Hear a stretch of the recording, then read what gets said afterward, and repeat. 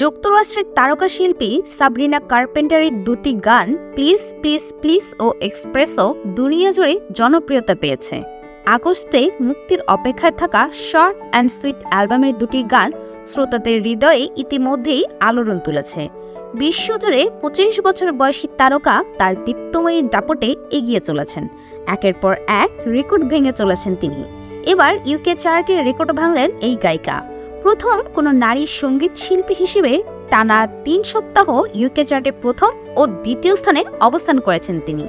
৬ June প্রকাশিত please please please গানটা UK চার্টের শীর্ষে রয়েছে।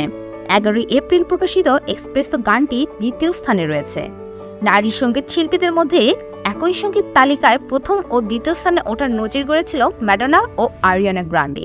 ম্যাডোনা ও আরিয়ানা গ্রান্ডেকে ছাড়িয়ে গেলেন সাবরিনা কার্পেন্টার। তিনি প্রথম নারী সঙ্গীত শিল্পী যিনি টানা ৩ সপ্তাহ শীর্ষে ও দ্বিতীয় স্থানে অবস্থান করছেন। এর আগে ৬০-এর দশকে এমন কীর্তি ঘটিয়েছিল বিটলস।